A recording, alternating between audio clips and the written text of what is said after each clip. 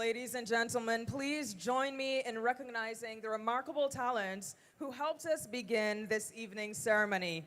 Our national anthem was rendered by Guyanese vocalist Tunisia de Freitas, known throughout Guyana and beyond by her stage name Nikita. Hailing from Kuru Kururu on the Linden-Soesdijk Highway, Nikita continues to inspire audiences with her powerful voice and unwavering celebration of Guyanese culture. Please give her another round of applause. And our Amerindian invocation was delivered by Aaron Stephen, a proud Wapishian son of Deep South Rupununi. This invocation draws from ancient indigenous traditions in which blessings were offered before important gatherings and community celebrations, seeking protection, wisdom, harmony, and safe passage for all present, for you and I. Tonight we gather not merely for the opening of an exposition. We gather to celebrate 60 years of Guyana's journey as an independent nation. A journey that began with courage and ambition and has evolved into one of the most remarkable development stories around the world.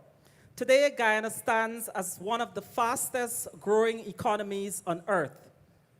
But our success is not measured only by growth statistics. It is measured by communities we build, the opportunities we create, and the lives we transform.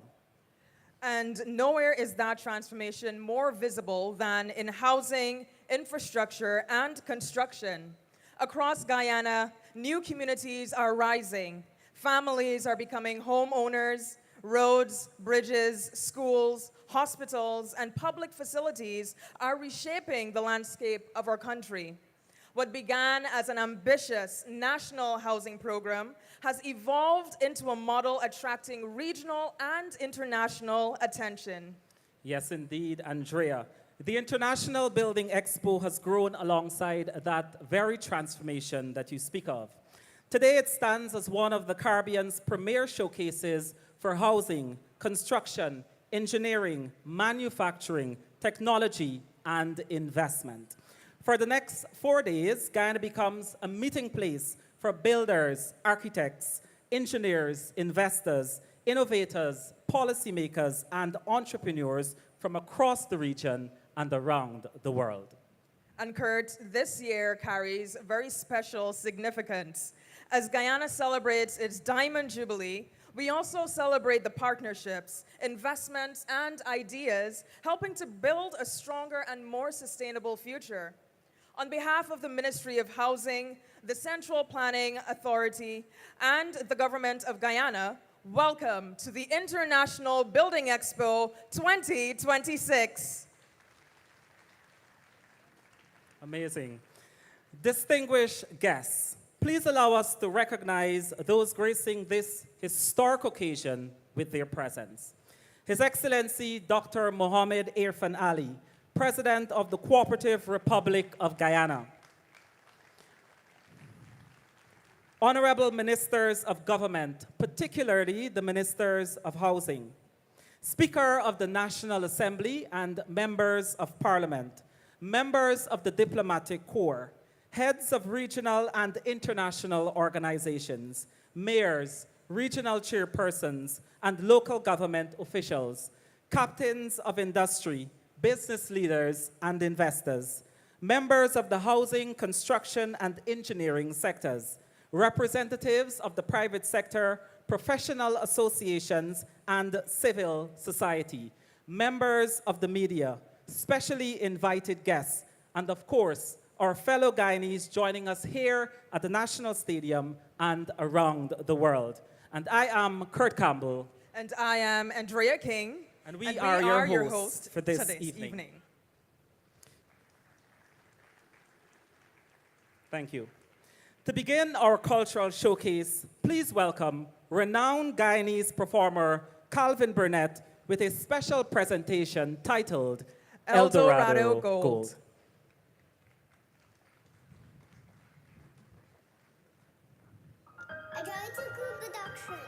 So here we are, under the stars,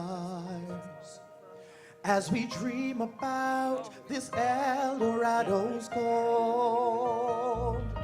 And truth be told, there's a fire in my soul, one that burns so bright it cannot be controlled. Yeah, El Dorado, where the sun kisses your soul. El Dorado, a place of natural beauty, from sea to shining sea, the myth's been told, but this is El Dorado's gold, where legend spoke of a hidden place, where fortune lies and explorers trace. But what we found, though this might be true, the greatest treasure in El Dorado is me and you.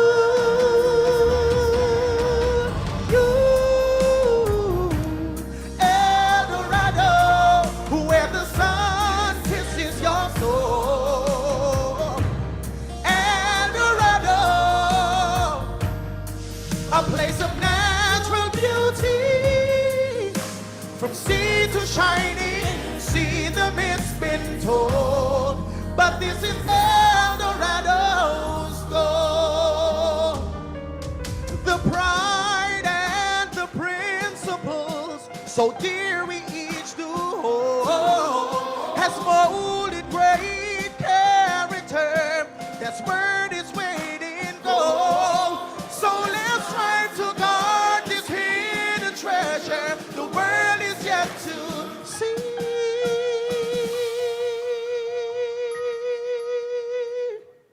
Welcome to this place that I call home, El Dorado, where the sun kisses your soul. El Dorado, yeah, a place of natural beauty, from sea to shining sea, the myth's been told, but this is El Dorado's gold. The myth's been told, this is El Dorado's gold. The myth's been told, this is El Dorado's gold.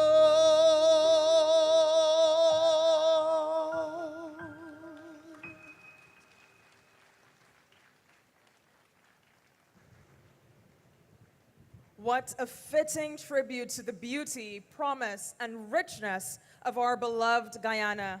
Please show your appreciation once again for Calvin Burnett and the team of dancers who just graced our stage.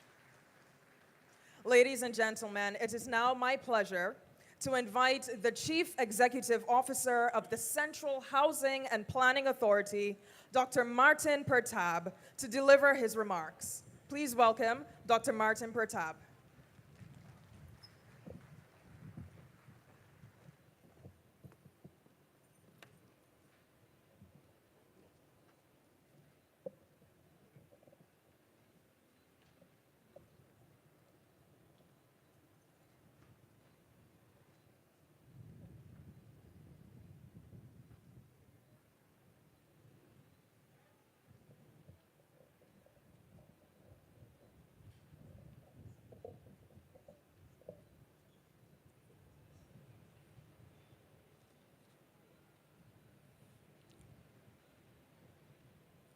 Your Excellency, Dr.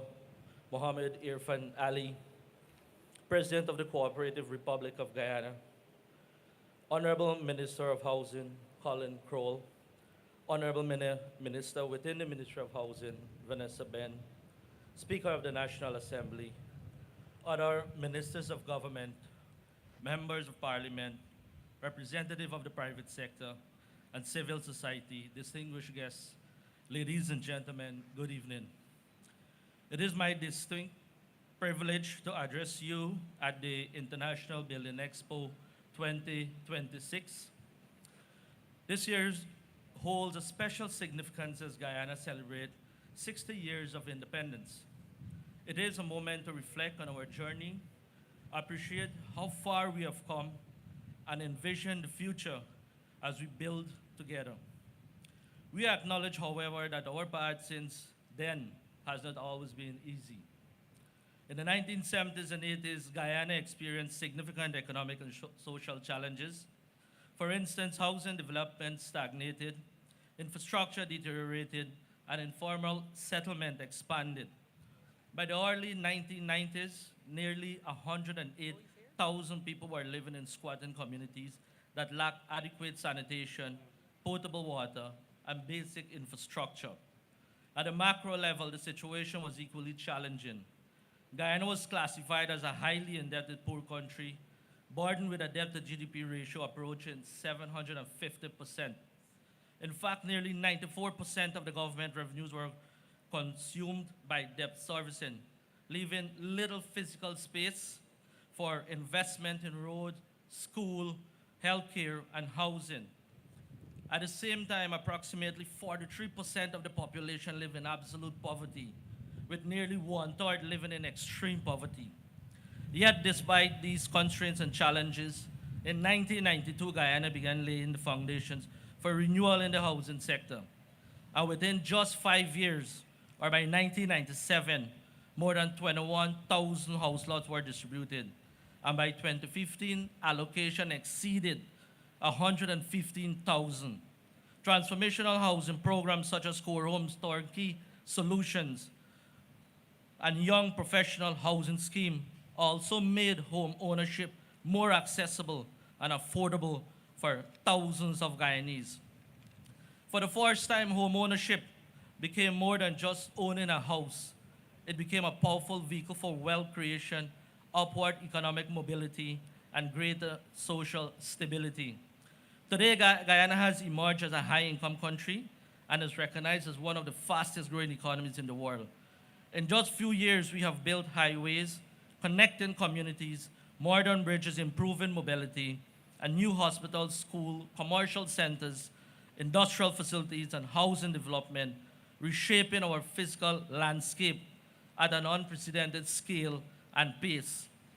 In the housing sector alone over the past 5 years, more than 50,000 house lots have been allocated, with over 21,000 land titles processed and more than 550 kilometers of road upgraded or constructed, representing an investment of more than $280 billion. We have also constructed more than 2,300 homes, moving beyond simply allocating land to provide complete housing solution for young professionals, low-income families, and other beneficiaries. At the same time, we continue to advance one of Guyana's most ambitious and visionary projects, Silica City. Currently, proposals are being evaluated for the design, finance, and development of a world-class healthcare and innovation hub that would include a state-of-the-art hospital, medical research and innovation facility, a university campus, residential communities, commercial amenities, and extensive green and recreational space. This project reflects our commitment to build not merely for today, but generations to come, providing world-class amenities accessible to Guyanese people. But as we build more houses, communities, and infrastructure, we are also mindful of how we build. We have realized that our current housing challenges and those of tomorrow cannot be solved using yesterday's method alone. This is why innovation has become a center pillar of our development strategy. Today, we are actively exploring modern construction technologies, including modular and prefabricated housing solutions. These systems have the potential to significantly reduce construction time while maintaining structural strength and integrity. As we move towards our target of delivering over 40,000 houses over the next 5 years, innovation is not optional, it is an essential. Equally important is our commitment to clearing the 80,000 plus backlogs of pending housing applications. Addressing this demand would require over 5,500 acres of land and nearly 30 billion in supporting infrastructure. This is no small undertaking. Much of our coastal land has already been allocated or developed, which means we can no longer rely solely on existing public land reserves. Going forward, we'll have to purchase land from the private owners and open up new areas in other regions, which we have already started. Our focus will also have to expand to include townhouses and higher density residential development, allowing us to meet demand in ways that are economically, socially, and environmentally stable. However, this is just one side of the coin. The other is that household incomes are rising, and more Guyanese now have the financial means to invest in home ownership. For instance, between 2020 and 2025, housing application across the region increased by more than 200% compared to the period 2015 to 2020. Specifically, Region 3 and 6 have seen growth rates of 344% and 279% respectively, with more persons preferring turnkey options and young professional housing solutions. These numbers tell a very clear story. Confidence is growing, incomes are rising, and aspirations are expanding. In support of our housing drive, commercial banks have also materially reduced residential mortgage rates even further, with several now offering tiered structures starting at around 3 to 3.5% for lower income borrowers and around 5% for amount of at least $50 million to $60 million. But not to toot our own horn, we have delivered, notwithstanding the state of affairs in 2020. For instance, we have simultaneously dealt with the COVID-19 pandemic, global supply chain disruption, inflationary pressures, rising commodity prices, and the effect of El Nino. And yes, some of you may say it's luck, thanks to our newfound oil wealth. But while it might have a role to play in our progress, that is just one of the many factors that determines the nation's prosperity and the success of development program. The decisive factor, and perhaps the most important, is visionary leadership. And though we have been fortunate to discover oil, I think we have been even more fortunate to have a leader with a vision, tenacity, discipline, and foresight to transform that patrimony into national blessing. Today, our leader has turned ideas into built realities and treated Guyana's future as a deliberate design. He has imagined a bold and specific future, regional hub, diverse economy, world-class living standard, and mobilized institutions to make the future physically and institutionally real. Because of his vision, we are investing proactively in highways, bridges, housing scheme, healthcare facility, energy infrastructure, and industrial demand to expand the country's absorptive capacity and position ourselves for sustained growth. We understand that increased investment, population growth, business expansion, and rising incomes would place unprecedented demand on our infrastructure. That understanding is why projects such as the Heroes Highway, the Barjagdio, the Mara River Bridge, and extensive community road upgrades were pursued aggressively. Imagine a Guyana with over 100 plus additional vehicles, but without a road network to support them.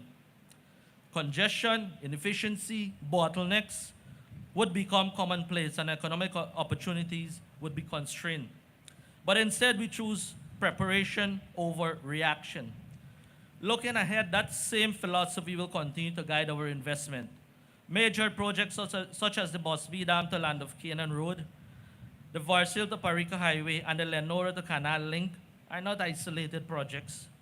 They are strategic investment designed to strengthen connectivity, unlock thousands of acres for future housing and commercial development, reduce travel times, and improve national productivity.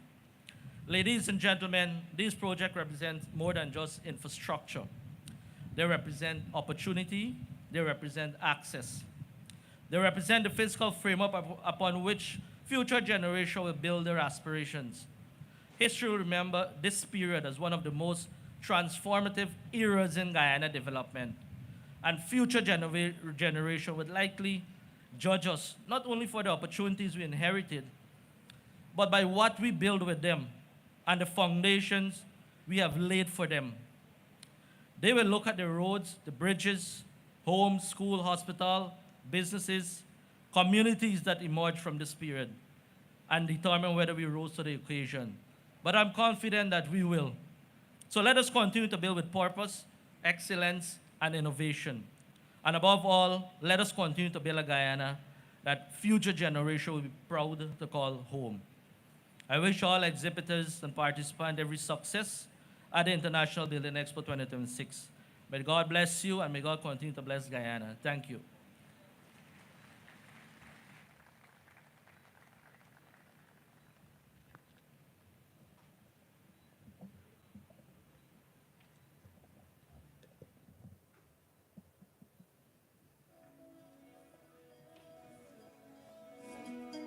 Hello, Guyana. How's everyone doing tonight?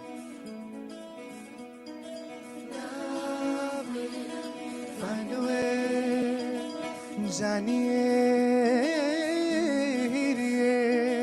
love will find a way, Janiye, मेरे मन ये बता दे तू किस ओर चला है तू क्या पाया नहीं तूने क्या ढूंढ रहा है तू जो है कही जो है सुनी वो बात क्या है पता मितवा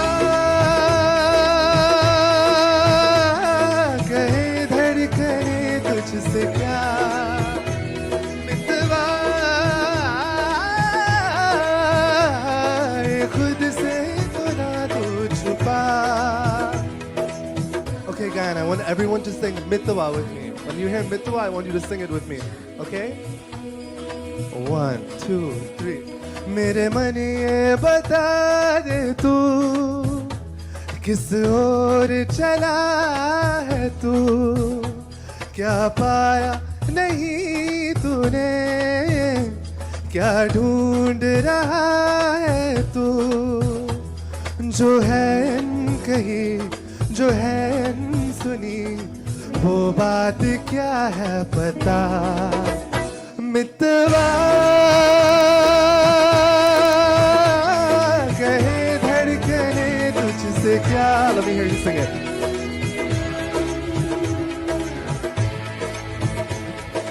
खुद से तो ना तू छुपा.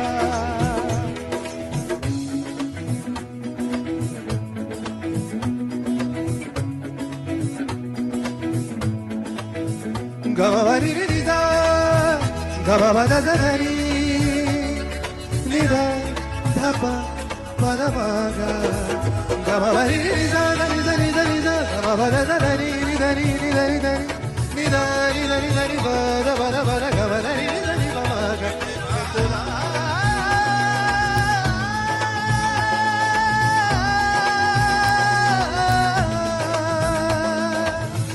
जीवन डगर में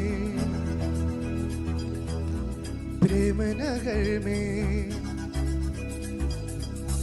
जीवन नगर में प्रेम नगर में आया नजर में जब से कोई है तू सोचता है तू पूछता है जिसकी कमी थी क्या ये वही है हाँ ये वही है हाँ ये वही है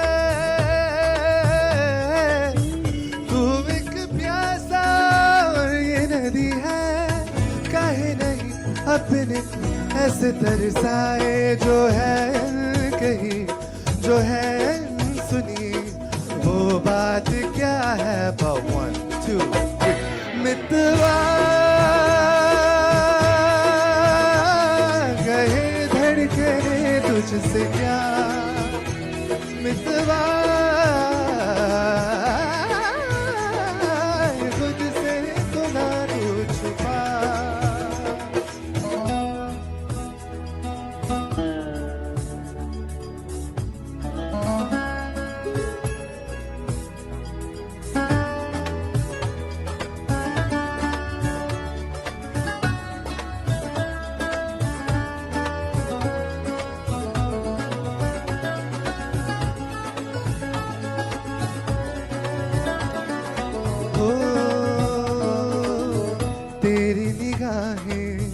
पा गई राहें पर तू ये सोचे जाऊं न जाऊं ये जिंदगी जो है नाचती तो क्यों बेड़ियों में है तेरे पाँव प्रीत की धुन पर नाचल पागल उड़ता कर है उड़ने दे आंचल काहे नहीं अपने को ऐसे तरसाए जो है कही जो है सुनी वो बात क्या है पता मितवा कहे धड़कने तुझसे क्या मितवा खुद से तो ना तो छुपा मेरे मन ये बता दे तू किस ओर चला है तू क्या पाया नहीं तूने क्या ढूंढ रहा है तू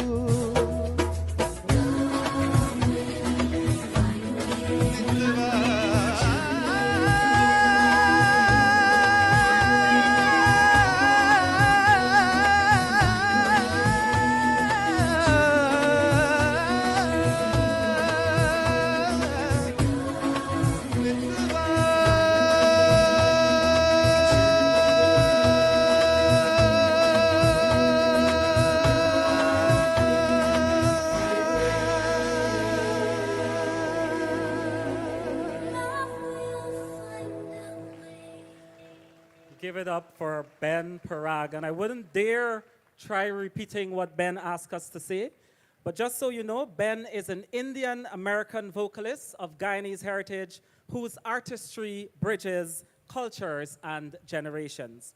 Recognized internationally through the Sarigamapa and as a finalist in the Dil Hai Hindustani, he continues to showcase the rich cultural diversity that defines Guyana and the wider diaspora.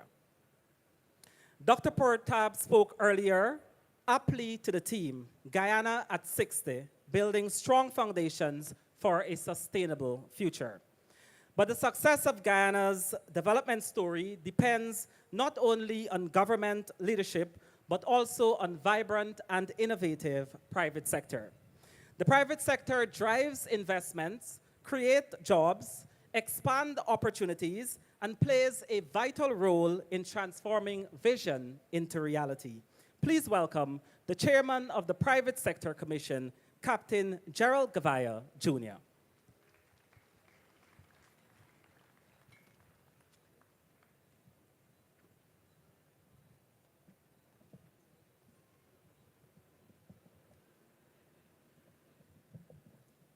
Good evening, everyone.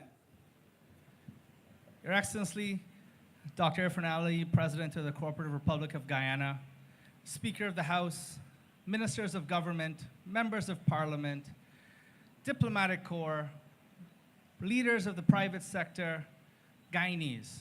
Welcome here to celebrate one of our favorite and most celebrated events of the year. International Building Expo in Guyana has become a staple, not just here in Guyana, but for the Caribbean, where we get to showcase what we can do and where the future of Guyana is heading. So first, let me congratulate Minister Colin Kroll and Minister Ben, Minister Ben, on your amazing achievement tonight in bringing together private sector leaders, not just from Guyana, but from around the region and internationally, all sitting here today to celebrate Guyana and what we can become. I think it's a very fitting slogan you have here, building a strong foundation for a sustainable future. And what does that mean? It means that today we get to define what does it mean to be Guyanese, but not in just how we speak and what we do, but the legacy that we leave for our children and our children's children. If you think about it, when you close your eyes and you envision what a Mediterranean house looks like, or a Spanish house looks like, images pop into your head. If you think about what it looks like to be in the Middle East, you start to think of certain architectural designs. This is what we're doing here today. We are defining what does it mean to be Guyanese in how we build, and what we leave behind. So, you know, it's amazing to hear all the things that Dr. Pratap spoke about in terms of what we have built: bridges, roads, housing, buildings. But what's more important is the fact that it is no longer just here in Georgetown, but countrywide. Because we're not just measuring.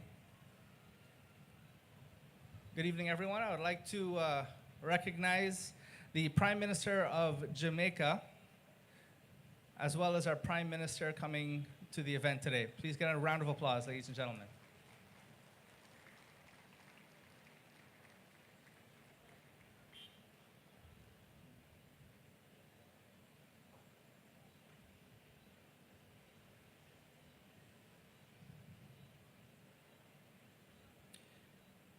Thank you. So it's really more than all of those amazing achievements that we were able to get in just the last 5 years. But what's more important is that we're bringing these opportunities to every corner of Guyana simultaneously, and that is something that we need to celebrate as Guyanese here today. The Private Sector Commission stands firmly in that responsibility lies with each and every one of us. It's not just about the growth, but it's how do we build the safety in our buildings, the sustainability in our practices, the competitiveness of our businesses, and the international standards that we uphold here in Guyana. So for every contractor that's in this room, every builder, every architect, every engineer, you are defining Guyana to our future and to the rest of the world. So what I want to say is that the Private Sector Commission, we're not just standing by, we're not just looking by and seeing things happening, we are making it happen. And if you think about the statistics that Dr. Pratap just spoke about, 8,000 homes per year. And if you do the math, that's 21 homes per day that we have to be building every single day for the next 5 years. Ladies and gentlemen, in short, we cannot do it alone. So I hope that every single business in here, every single international investor in here understand that Guyanese, we're hard workers, we're aggressive business people, and we are looking for partners to accelerate and leapfrog Guyana into the future, and we want your partnership here in Guyana. We have a government that has created the largest, I guess the mic still works, the largest opportunity for builders here in Guyana. We have an investment climate that has never been stronger. We have a GDP growing at double digits year after year, and the pace is not slowing down. So it is up to us here in the private sector to take advantage of the hard work that this government has did and laid the framework for us to invest, for us to build, and for us to partner to work together to push this country into the future. So I want to encourage everyone here today again, at this expo, you will see people that have innovative projects. You will see technology. You will see international partners coming to the front. You will see the opportunities being laid out in front of you, and the ball is in our court as the private sector. The government doesn't build the houses. They create the framework, which they have done. It is now up to us to do the work as the private sector. And I want to tell you that as the chairman, I have never been more confident in my private sector to execute. So, ladies and gentlemen, I hope you enjoy the rest of the show and understand that this is just the beginning of a 4-day period where we showcase the amazingness that is Guyana, we showcase the amazingness that is the opportunities before us, and we showcase the unity and solidarity and how we push Guyana forward. Thank you.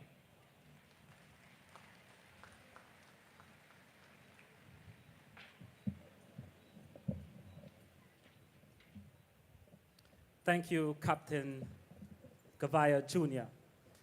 Ladies and gentlemen, we would like to officially acknowledge the presence of the Honorable Brigadier Retired Mark Phillips, the Prime Minister of the Cooperative Republic of Guyana. Also gracing this occasion this evening is Dr. the Most Honorable Andrew Holness, Prime Minister of Jamaica, and one of the Caribbean's most influential voices on economic growth, innovation, and regional development.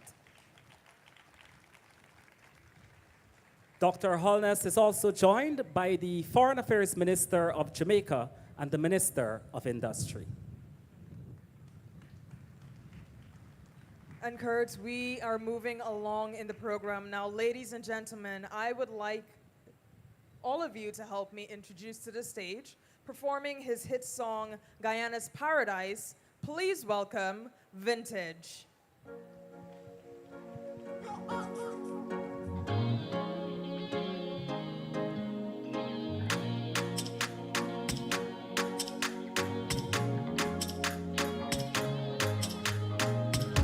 Come on to a place so blessed of rivers and mountains and the riches that we own. It's somewhere that you can't forget. Once you see we culture, it bound to hit the soul. From the moment that you touch down, you feel the love around. Every smile and every song like you in the heart of tongue. It's a special place and you just have to appreciate it. And when the gates open, just make sure you're shouting loud and Guyana we land, Guyana we own. There's so many stories haven't been told. Welcome to the land of diamond and gold. Have we heard it pumping right off the shore? Guyana we land, Guyana we own. There's so many stories haven't been told. Welcome to the land. Have we heard it pumping right off the shore? And this is paradise, yeah. Every day it feels so nice. From the city where it lies, straight to the countryside. Guyana is beyond 6 races, beautiful people. In every region there is a place that you can relax and clear your mind. The flavor in we food is the sweetest. If you stay away for too long, then you surely from the moment that you touch down, you feel the love around. Every smile and every song like you in the heart of tongue.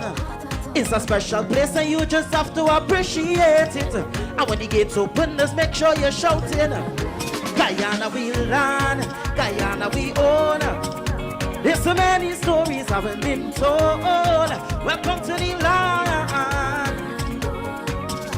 Have we heard it bumping right on the shore? And this is paradise, yeah. Every day it feels so nice, yeah. Straight to the countryside. Guyana is beyond. Come down to a place so blessed of rivers and mountains and the riches that we own. It's somewhere that you can't forget, so Lord. Once you see we culture, it bound to hit the soul. From the moment that you touch down, you feel the lover. So every smile and every. If you love Guyana, let me see you put your hands in the air like so. Show me a signal. Start to wave. 1, 2, 1, 2, sing. Guyana we own. There's so many stories haven't been told. Welcome to the land. Have we heard it pumping right off the shore? And this is paradise, yeah. Every day it feels so nice, yeah. Straight to the countryside. Guyana is beyond.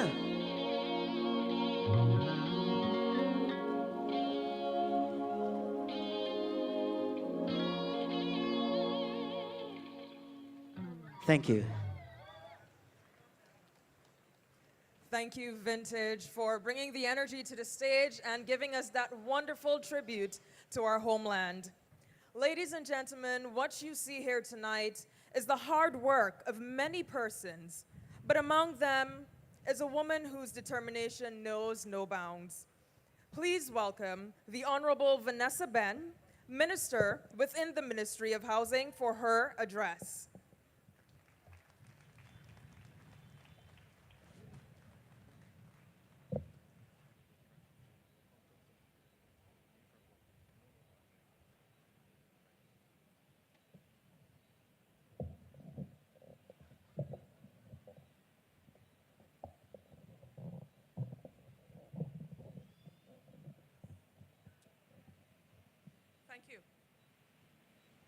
Your Excellency, Dr. Mohammed Irfan Ali, our dear President of the Cooperative Republic of Guyana, Honorable Prime Minister Mark Phillips, Dr. the Most Honorable Andrew Holness, Prime Minister of Jamaica, and your delegation, inclusive of 2 ministers, welcome to Guyana.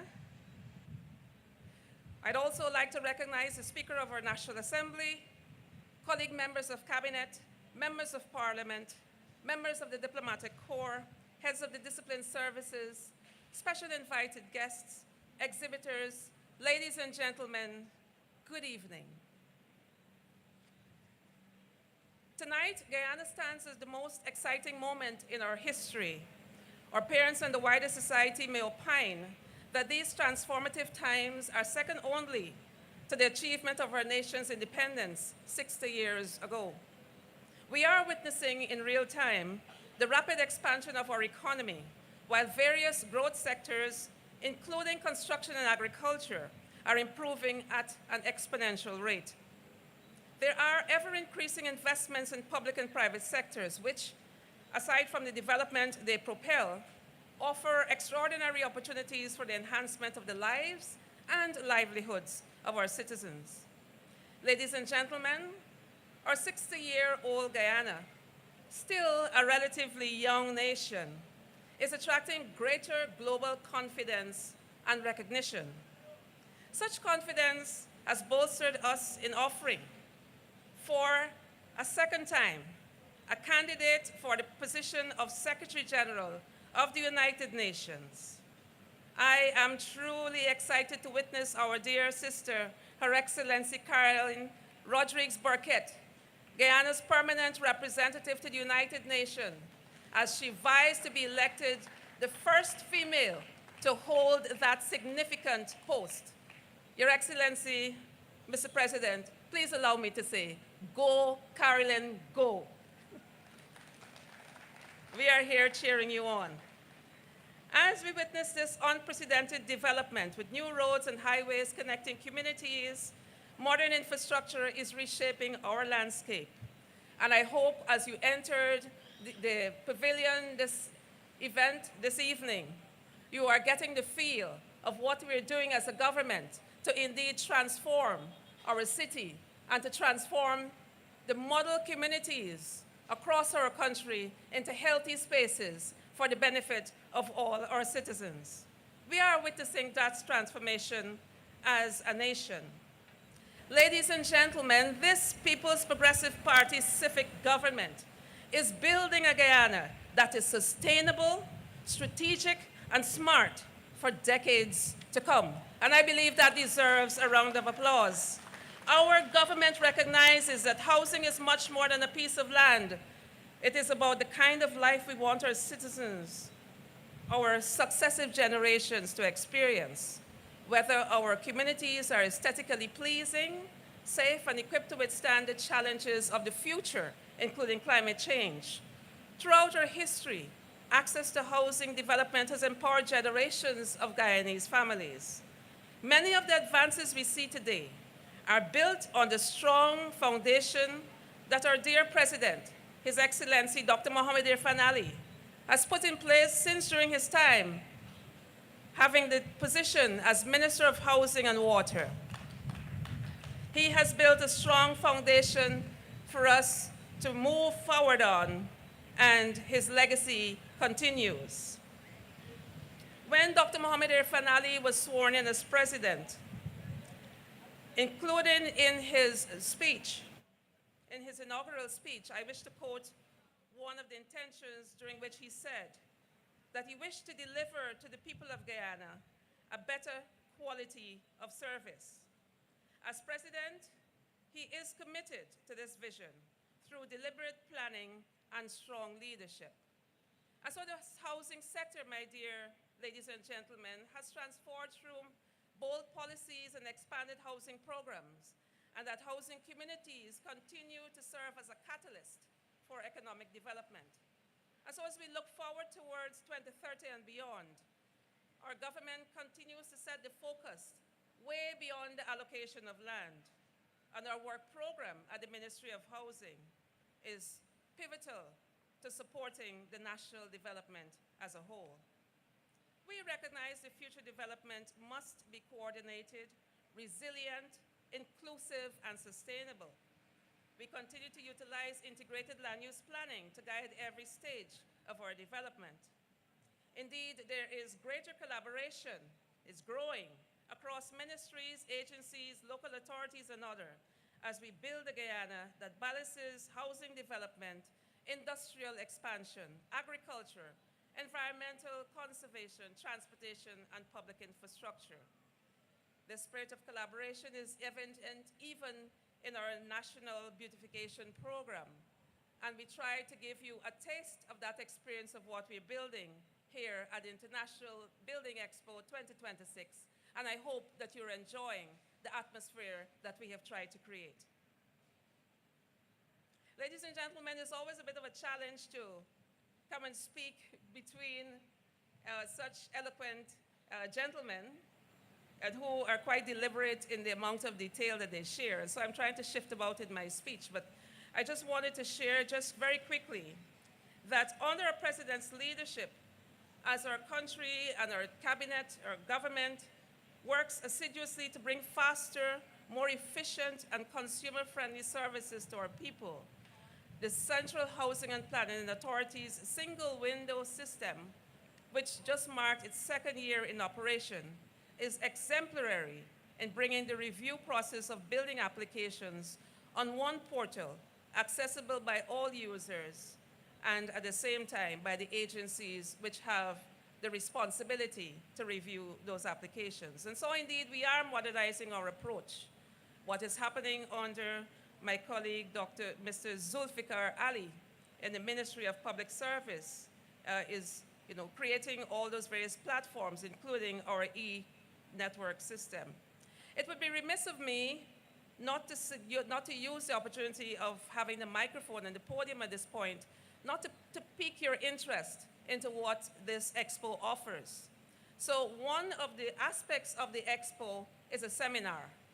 We will have a seminar for 2 days, starting tomorrow from 1 p.m. to 6 in the evening, and it will cover a various number of topics. It will include sustainable urban planning, digital transformation, looking at the single window system I just mentioned, building new technologies and smart solutions, looking at waste management on construction sites, climate change and resiliency in construction industry and cities, specifically our partners at the National Drainage and Irrigation Authority. We speak about drainage and flood risk during construction, how we look at transitioning the housing stock to more energy efficient households. And also, we will speak indeed about the digital transformation in the building and construction industry. Ladies and gentlemen, I really wish to thank you again for your attention and welcome you once more. I join our Masters of Ceremony in welcoming you, particularly our visiting head of state, the Prime Minister of Jamaica and his team. And I thank you for your attention. May God bless you all. This Expo goes for 4 days. We look forward to welcoming you here again. Enjoy.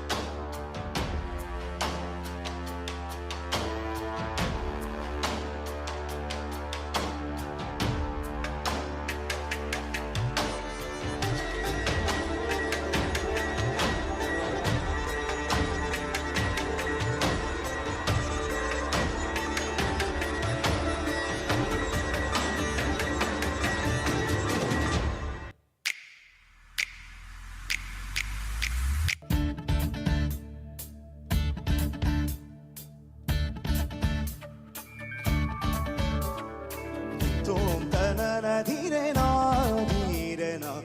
Tom tanana dire no, dire no. Tom tanana dire no, dire no. Tom tanana dire no, dire no. Udana tim tadana tim tana dire no. Udana tim tadana tim tana dire no. Tim tano tano tano tadire no. Tim tano tano tano tadire no. Tom tanana dire no.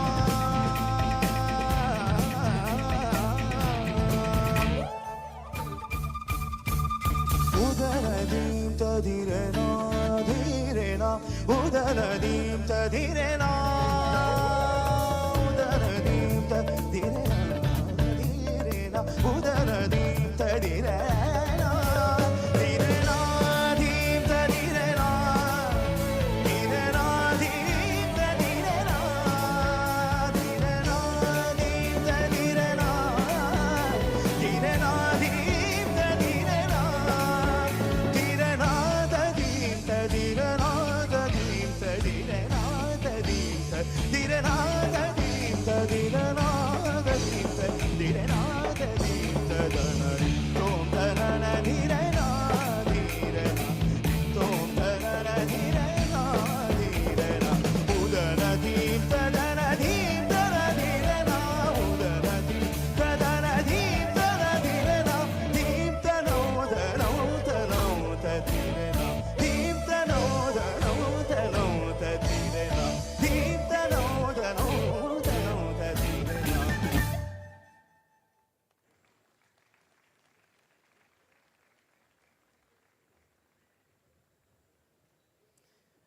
Ladies and gentlemen, the Burbies Delight, proudly representing, and I say that again, proudly representing Region 6 and their Indian culture through dance and music. And now, it is my distinct honor to invite a man who has worked not just over the last 6 days, but over the last 6 years to transform housing in Guyana and to take this very expo to the next level. The Honorable Colin Crowell, Minister of Housing.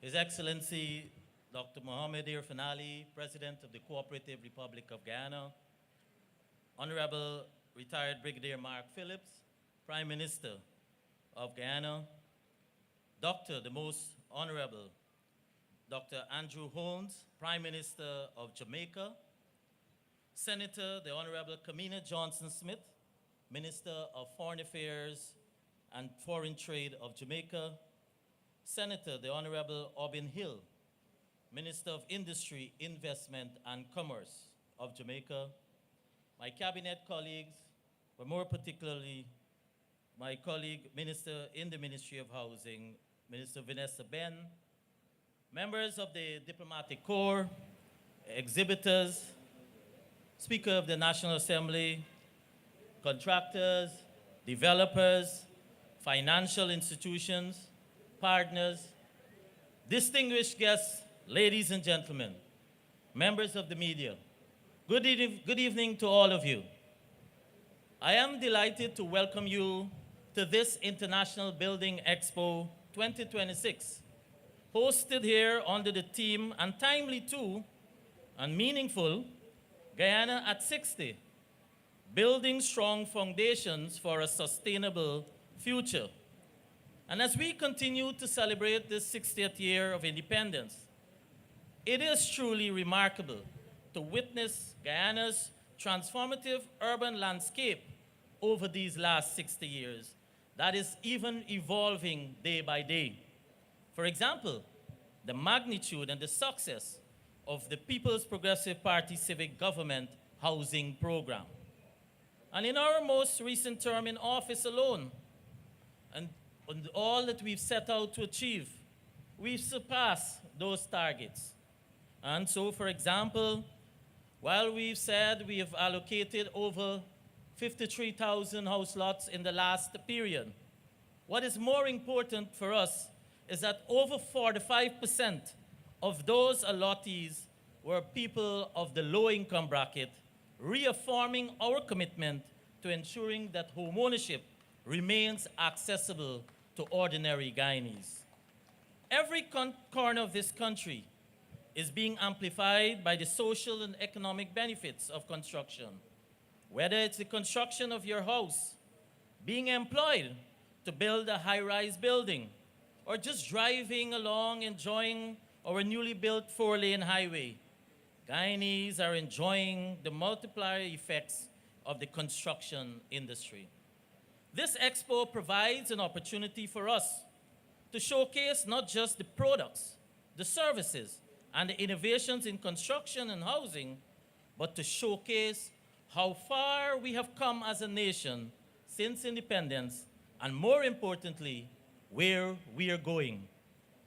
My dear friends, in 2009, the People's Progressive Party civic government made a strategic decision to transform Guyana's housing sector by expanding beyond the allocation of house lots to the direct provision of housing units. So hence followed were initiatives such as the Core Home Program, Young Professional Home Program, Hinterland Housing. We sought to address the diverse housing needs of Guyanese from different income brackets and all regions of our country. Today, that vision continues to guide our housing agenda. Building on the success of the past and responding to the growing demand for affordable housing, your government has committed through its manifesto to the construction of over 40,000 new homes over these 5 years. As its core, housing is about dignity. It's about security. It's about opportunity. It's about a community and a family. And it's likely the single most important investment a family will ever make for their future. Ownership of a home shapes how children grow, how communities develop, how generational wealth is created. Housing today encompasses the establishment of sustainable communities, completed with the roads, the drainage, the water and electricity networks, recreational spaces, commercial hubs, and connecting to major economic corridors. In keeping with the new and emerging demands of the sector, the Ministry of Housing has taken deliberate steps towards a more responsive, modern, and service-oriented approach to delivering housing solutions to Guyanese. As part of our commitment to improving service daily, we are ensuring that citizens also receive their land ownership documents in a timely manner. The Ministry of Housing recently engaged the land registrar to address the challenges affecting the processing of certificates of titles. The rapid expansion of the housing development across the country, driven by government's aggressive housing program, has resulted in a significant increase in the number of titles being generated by the Central Housing and Planning Authority. And while this reflects the success of our housing drive, it has also placed increased operational demands on the land registry, leading to longer processing times. However, through increased interagency collaborative efforts to reduce this backlog, for example, over 2,200 certificate of titles will be available for distribution over the upcoming 3 days during this expo. Yesterday alone, we added another 400 titles in Berbice. Looking back at the last 5 years, we were able to process over 25,000 titles. And this year alone, for the first 6 months, we have already processed over 6,500 titles. As such, I would like to extend sincere appreciation to both the Registrar of Lands and Deeds and their team for their proactive response and continued collaboration, as we have now reduced the processing time from which was more than 6 months. We are working now within a 3-month time frame. Our country is expanding at an unprecedented pace, driven by broad economic growth, infrastructure expansion, and the increased investor confidence, Guyana's economy continues to rank among the fastest growing in the world. That growth alone has brought opportunity, but also places greater demands on planning and preparation. And this is why International Building Expo, the brainchild of His Excellency President Ali, is so important. What began as a sector-focused exhibition has evolved into the most significant platform for housing, for construction, and strategic engagements. It is an environment where developers, contractors, engineers, architects, suppliers, financial institutions, regulators, and consumer can all interact in a shared space. It has become a marketplace for ideas so that we can have the finest minds within the ecosystem engaging and interacting. It is now a space where stakeholders can discuss affordability, sustainability, climate resilience, financing, urban planning, and new construction technologies. This interaction is important because the continued advancement of the sector demands and it depends on strong partnerships and collaboration. Each year, we see more exhibitors, more innovations, more partnerships, and more regional and international interest in our local economy. This growth mirrors what is happening in Guyana itself. This year, we have seen an increase of over 25 new booths being reserved when you compare to last year. This year, we have seen more international companies joining. For example, from Costa Rica, Mexico, Japan, United Kingdom, India, just to name a few. And as we build for the future, we must ask the difficult but necessary questions. How do we reduce cost while maintaining standards? How do we create communities that are resilient to flooding and climate risks? How do we integrate sustainability into every phase of our development? Over these 4 days, I am hopeful that we will get new and more innovative answers to these questions as construction methods evolve. Globally, countries like ours must remain open to new technologies, modern building solutions, and more efficient approaches to development. This includes stronger building standards, climate resilient designs, sustainable materials, and smarter urban planning. I wish to encourage all of our patrons and visitors to take full advantage of this opportunity. Ask the questions, explore new durable products and designs, learn more about emerging technologies, engage with the experts that they are gathered here. To our exhibitors, your presence here contributes to the growth and modernization of this sector. And for that, I thank you for your support that you give to this event. And for all the years that you have been with us, it is greatly appreciated. You are helping to shape the physical future of Guyana. Every block, every beam, every design solution, every engineering improvement contributes to the national story we are building together. I am confident that this year's Expo will continue to foster meaningful engagements and deliver value to all our participants. To our regional and international partners, welcome. Your presence signals confidence in Guyana's trajectory. It is your time, it's your first time in Guyana, and I urge you to come on board with us and be part of this experience.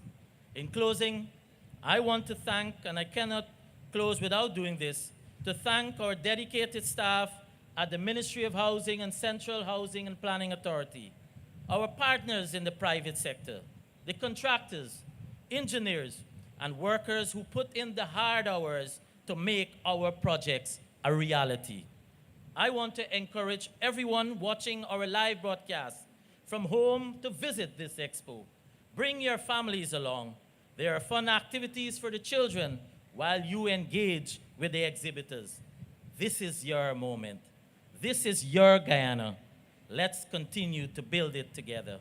Thank you, and best wishes for a successful Building Expo 2026.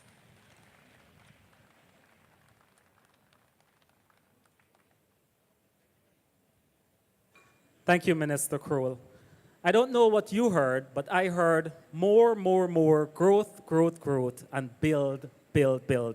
Ladies and gentlemen, give it up once more for the government's vision in housing. The story of Guyana's growth is also a story of regional partnership. The International Building Expo demonstrates what can be achieved when Caribbean nations share ideas, expertise, and opportunities. Ladies and gentlemen, it is now my privilege to welcome a distinguished regional leader, a champion of economic modernization, entrepreneurship, and the Caribbean cooperation. Please rise and join me in welcoming Dr. the Most Honorable Andrew Holness, Prime Minister of Jamaica.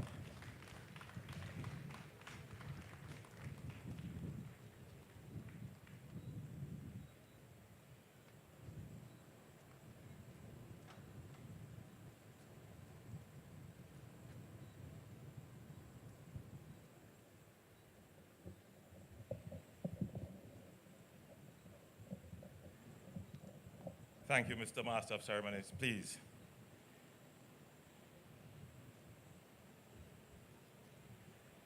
My friend, my brother, the President of the Cooperative Republic of Guyana, Irfan Ali. I start off in this way because I want to convey, Mr. President, to your people, the close relationship that we have, not just as colleagues, heads of state, but we see eye to eye on many issues. And it is indeed a great honor for me to be in your beautiful country. And thank you for the lovely arrangements that you have made for my visit here and the hospitality shown to my team that is here. Allow me to acknowledge as well your Prime Minister, the Honorable Dr. Phillips, Prime Minister of Guyana, the Minister of Housing and other members of your cabinet who are here, and my own tiny delegation that I brought with me, with my Minister of Foreign Affairs, the Honorable Kamina Johnson-Smith, and the Minister of Industry, Investment and Commerce, the Honorable Orbin Hill, members of the Diplomatic Corps, members of the Guyanese and international private sector who are here, distinguished ladies and gentlemen all, it is indeed a good evening. It is a pleasure for me to return to Guyana after about 8 years. And I must say that Guyana has changed quite a bit. Yes, the development can only be described as fantastic. As Guyana marks 60 years of independence, this expo provides an opportunity to recognize the country's remarkable progress and to consider the decisions that will shape its development for decades to come. One of the critical decisions that you face would be, how do you expand housing opportunity for your population? Because housing is actually about independence. When families have secure housing, they can make long-term decisions. They can make decisions about the education of their children, decisions about their savings and pensions. But more than that, having secured housing, particularly housing secured by title, it makes them an owner. An owner is totally different from a renter or someone who is irregularly occupying. An owner is a steward, not just of the housing asset, but of the community in which that housing is built. So as you celebrate your 60th year and you are reflecting on your housing policy, you are actually strengthening your community through housing. Housing is also a powerful economic activity. It creates its own demands for material, for transportation, for finance, for insurance, for skilled labor. It supports employment today while building a future for tomorrow. And Guyana has demonstrated what can be achieved when land, infrastructure, finance, and as I have seen displayed here, political will is brought together. Your housing program has involved not just housing, not just houses, but service land, roads, drainage, water, electricity.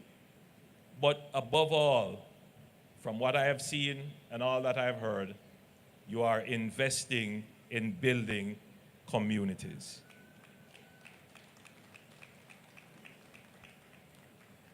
That integrated approach offers an important lesson for our region. We cannot plan housing separately from transportation, from sanitation, from schools, health facilities, digital connectivity, areas of employment, but more importantly, from how people live together as a community. And from what I have seen and all that I've heard, it is clear that your president and his ministers are visionary in this regard.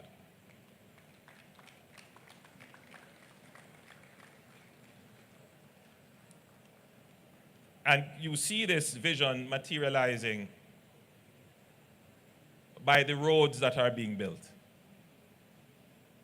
with great thought and planning, by the drainage that accompanies these roads, by the connectivity and all the other infrastructure, which is not just a road, you build a utility corridor, but you use those roads as well in ways to ensure that there is public order by the digital assets that you place on those roads to help to manage traffic and manage public order issues.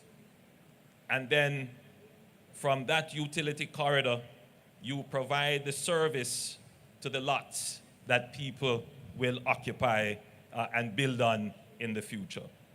That is vision, that is planning, that is good government.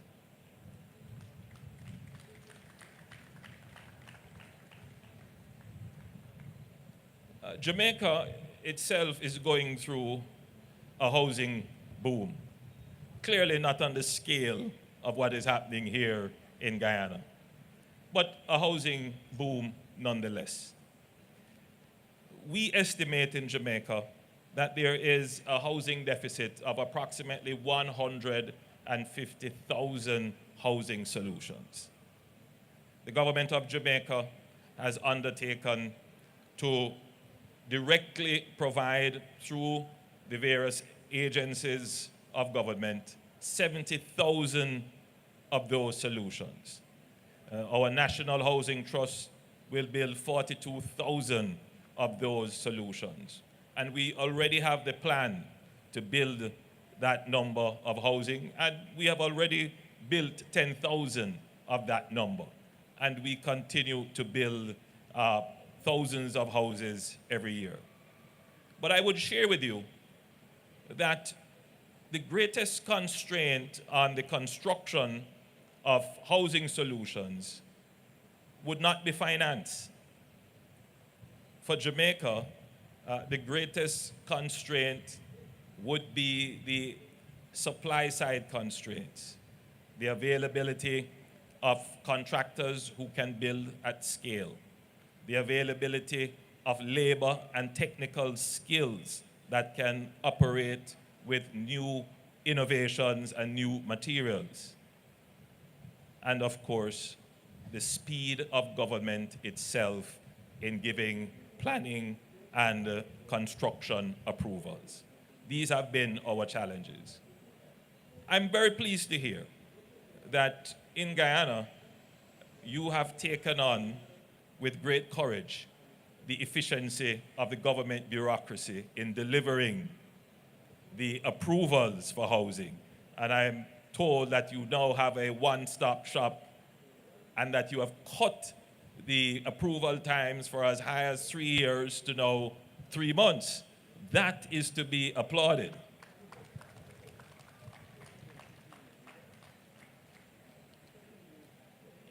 But I believe there are opportunities for Jamaica and Guyana to collaborate in the housing development sphere, particularly as it relates to labor and the deployment of new technologies in construction. And I look forward to advancing these conversations with your president to see how best we can collaborate as two developing nations to improve our people's access to housing. I started off my presentation by referring to your president as my friend. And I have good reason to do so. Jamaica was hit by a Category 5 hurricane, the third strongest hurricane recorded in history. It devastated the southwestern and northwestern end of the island. Over 900,000 persons were impacted. Over 150,000 homes were impacted. Your president, among other leaders of the region, took the time to visit Jamaica and to visit what we call the ground zero, the point of impact of the hurricane. And he spent the day with me going through the areas that were devastated. He did not leave me empty-handed.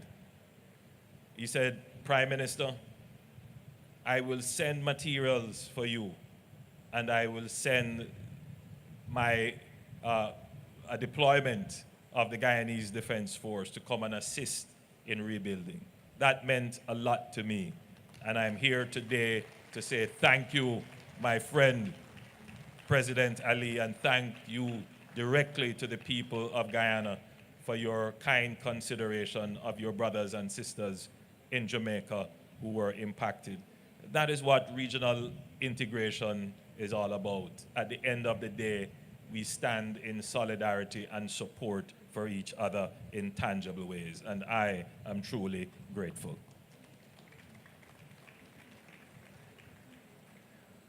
I must say that the members of your defense force did quite an amazing job, and all the reports of the people who benefited is that the workmanship was of the highest standard, and please convey to them again my great appreciation.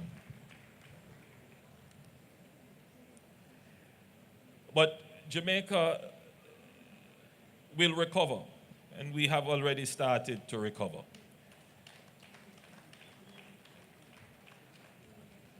But it is not our intention to rebuild what was there.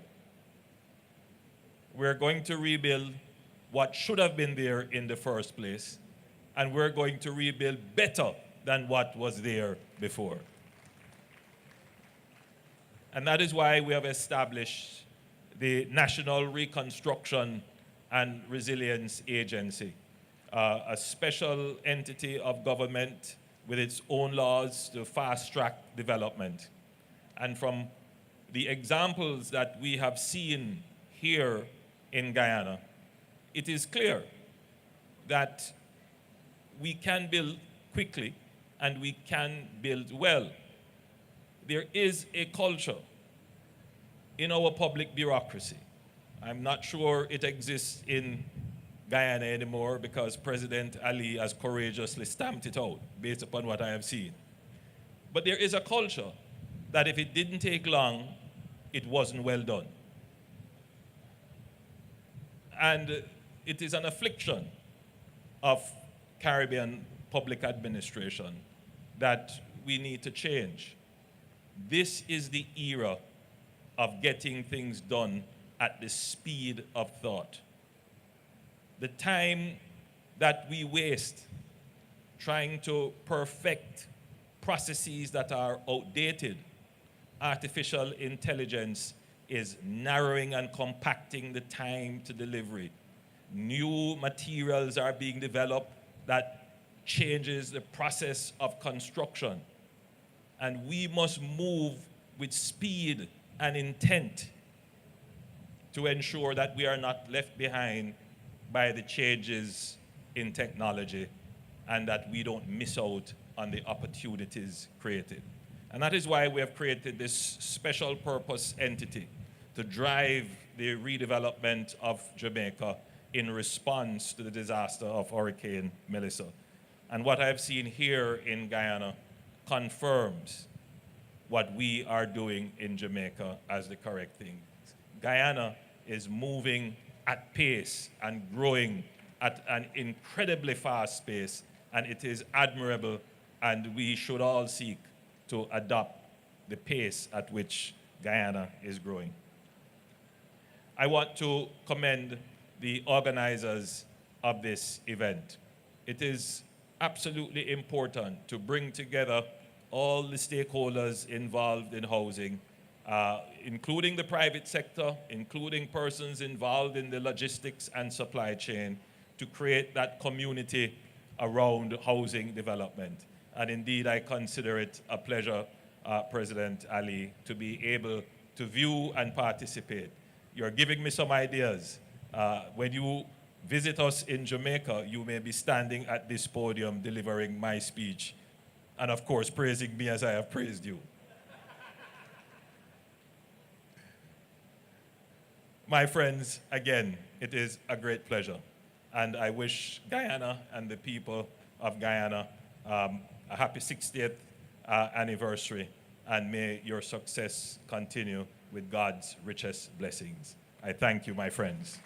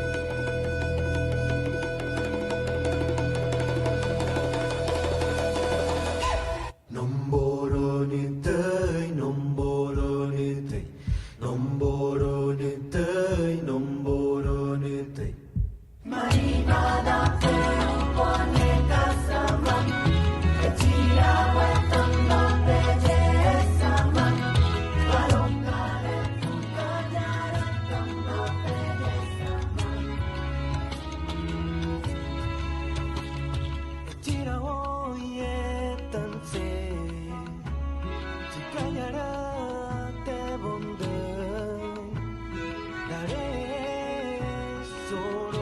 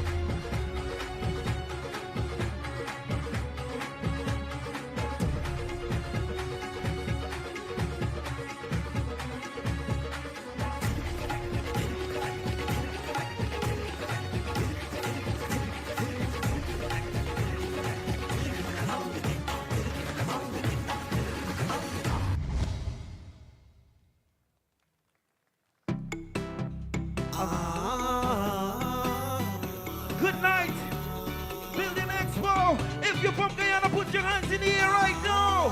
Put your right hand in the air. Oh my Guyanese, Jamaican. Hey, tell me where you're born. Show me where you grow. Show me where you come from. Country or island. Tell me where you're born. Show me where you grow. Show me where you come from. Country or island. I see you repping when you're jumping. You're repping when you're whining. You're repping. Always representing. I see you repping when you're venting. You're repping when you're drinking. You're repping. Always representing. I say hello. Hello, hello. Look at people. Beautiful people. Come let we play. Come let we play a mass. Play together. Yes, that is the order. No matter where we roam, no matter where we go, there is no place like home, sweet home.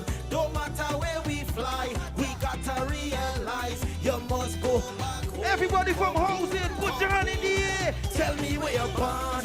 Show me where you grow. Show me where you come from. Country or island. Tell me where you're born. Dr. Ali, put your hand in the air. Tell me where you die. Country or island. I see you repping when you're jumping. You're repping when you're whining. You're repping. Always representing. I see you repping when you're venting. You're repping when you're... If you're from Guyana, let me hear you make some noise.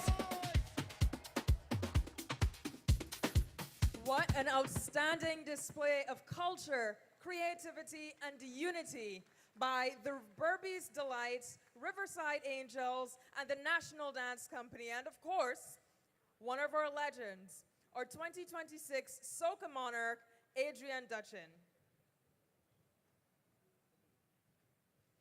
I see the president is already making his way to the stage, so I'll just go ahead and introduce the president. Long before assuming the nation's highest office, he served as minister responsible for housing and was instrumental in expanding home ownership opportunities, advancing community development, and laying the foundation for many of the policies that continue to transform lives today. Indeed, the International Building Expo itself was conceived and launched under his stewardship of the housing sector. Today, as president, he continues to champion a vision of sustainable development, economic prosperity, and opportunity for every Guyanese. Ladies and gentlemen, please rise and join me in welcoming His Excellency, Dr. Mohamed Irfan Ali, President of the Cooperative Republic of Guyana, for the feature address. Thank you. Thank you very much. Please have your seats. My good friend and my brother, the Most Honorable Andrew Holness, the ministers of government from both Guyana and Jamaica, the people of Guyana and Jamaica, distinguished members of the media, ladies and gentlemen. This evening, is indeed another incredible day in the journey of our development. And my dear friend, the Most Honorable Dr. Andrew Holness, I don't need to come to Jamaica to start singing your praise or speaking about you. I've been doing so for a very long time.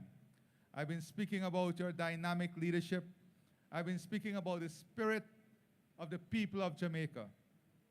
And the spirit of the people of Jamaica is as a direct result of the investment your leadership is making in their lives. The confidence to look at adversity in its face and still dream and think of a better tomorrow is because of their own awareness that the leadership that they have can take them to a better tomorrow, and that is important. When the population can see in the leadership, in the policy-making environment, confidence, they can see the ability of doing better, being better. And I think in my visit and my many conversations with you, and my dear friend, the Foreign Minister, Minister Kamini, she is an incredible regional personality, and I want to applaud you and welcome you also, and my brother, also the Minister of Industry and Investment. Now, a lot has already been said, and I want to assure the Prime Minister too that our promised second phase of support in your recovery program will be delivered. We are known for keeping our promises.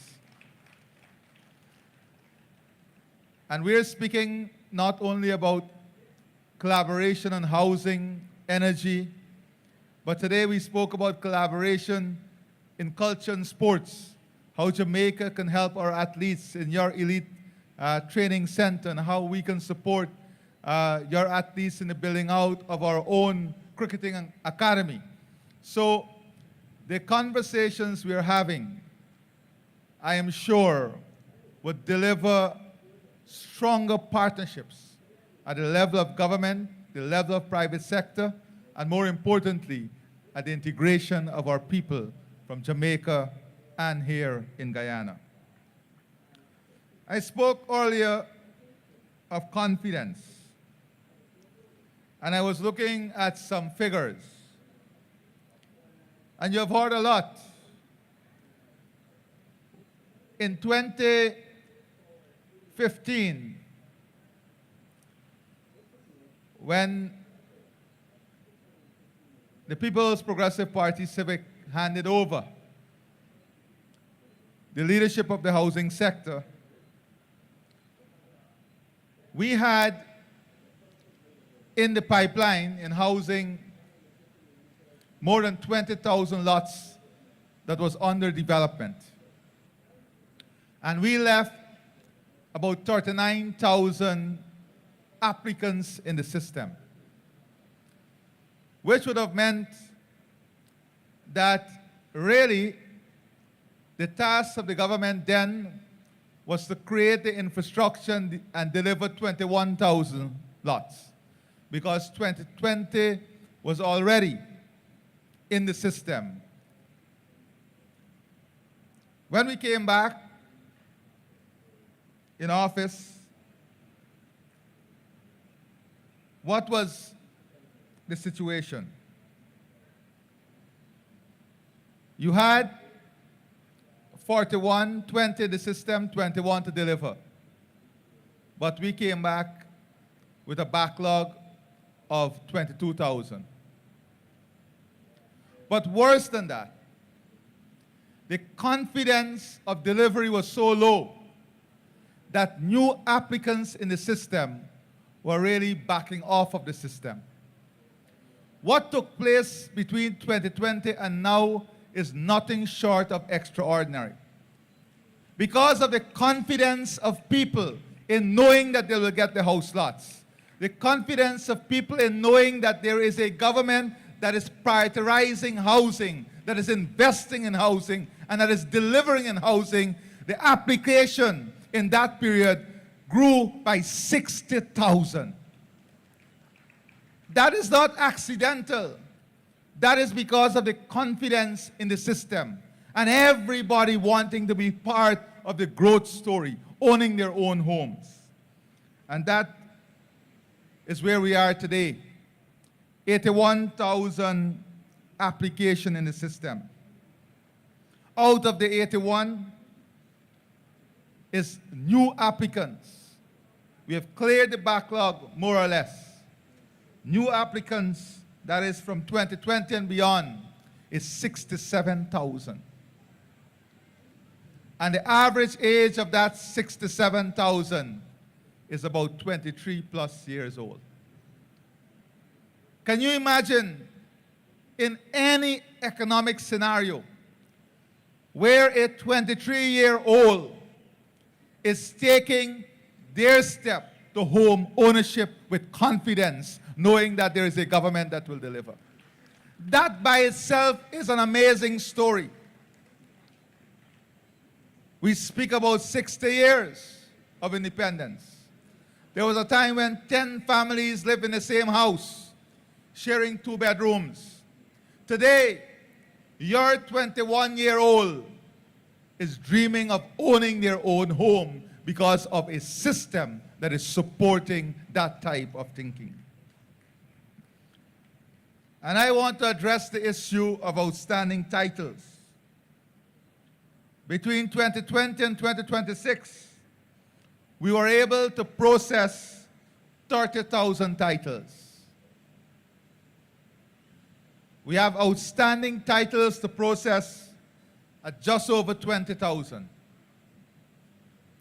I can assure you that what we took 5 years to process, we will not take a single year, because we're going to back the system to clear the backlog of all titles that need to be processed.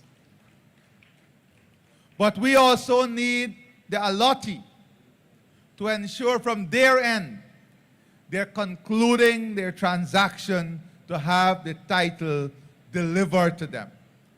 Because whilst we have processed 30,000 titles, there are still thousands of titles in the vault awaiting delivery. Let me also pause at this moment to recognize the remarkable staff of the Ministry of Housing and the Central Housing and Planning Authority. And I know they're remarkable because they have not only been delivering over the last 5 years, they've delivered, and I can tell you personally, they've delivered between 2008 to 2015, just as they're delivering to this commitment to service and commitment to excellence. Now I want to address also some challenges that we have. Social housing. And in the coming weeks, I'll be outlining with great clarity a housing development strategy that will reduce our backlog to zero in the next 4+ years. But more importantly, a strategy that will directly target the different segments of vulnerability in our system. Persons living with disability, single parent, persons living in extreme vulnerability. We are designing a system that will allow you to have a home in which you can live in dignity. And in the coming weeks, I will outline a clear strategy of how we are going to deliver homes to people who meet this criteria. And at the same time, how we're going to invest in the low, moderate, and medium income homes to meet the expectations of the people of Guyana at the scale of which the expectation is growing. Now it's important to note that we are seeing a movement towards homes instead of land, because the population is having more confidence in the CHP and housing delivering homes instead. Many persons are saying to us, we want to transfer to the young professional. So recently, I met a young lady, 25 years old, in the Le Souvenir area. And she said to me, Mr. President, I now understand what you mean when you speak about the growth of our net value. She said to me, she bought a piece of land, a high-income land, at $2.5 million from the Ministry of Housing. And when she went for the valuation, she was shocked because in less than 18 months, the valuation for the land was 53 million Guyana dollars. That is not accidental. That is because of the investment we are putting with the land. That is because of the roads, the drainage, the water, the light. That is because of an entire ecosystem that is working at creating value. An entire ecosystem that is working at expanding value. Now, these conversations, sometimes, though simple, seems too technical for the parliament of our country. Because I would sit and listen to debates in the parliament. When people ask questions about what more roads, we can eat the roads, they don't understand what is meant by value creation. And let me help them to understand just a bit more. Between 2020 to 2025, the growth in real estate loan moved from 90 billion to 185 billion. The growth in loans for private dwelling moved from 82 billion to 141 billion. The growth in industrial development moved from 7.9 billion to 41 billion. Now imagine this. Not only the growth, but guess what? The non-performing loan has declined at its lowest ever in the history of the banking system. That is, not only people are borrowing, but they are more capable of paying for the loan. And let me help those who ask about this type of investment, about the necessity of this type of investment. For every dollar we spend on construction, for every dollar we spend, both in the public and private sector, on construction, the economic benefit in value term is $2.5. For every dollar, the multiplier effect. Let us look at that in absolute terms in two commodities alone. Stone. In 2020, we produced 700,000 tons of stone. That is production and import. In 2025, at the end of 2025, our production was 5.6 million tons. Sand, in 2020, it was 408,000 tons. In 2025, 408,000 in 2020. In 2025, it was 15 million tons. These numbers tell a story. But there are some who are disinterested in this story because their minds are stuck on one tune.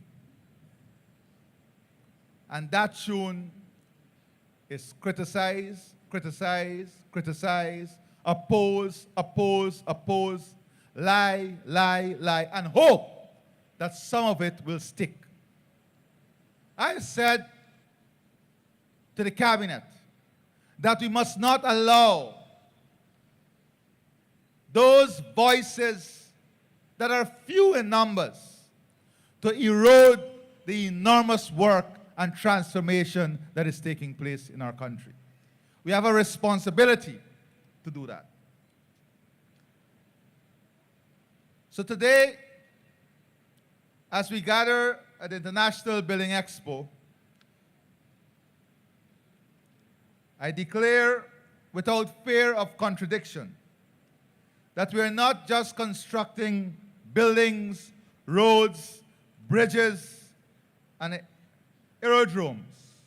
We are building a nation. And the foundations of our nation have never been stronger. The evidence is irrefutable. Our people, the greatest asset of this republic, are rising confidently to meet the challenges and opportunities of transformation.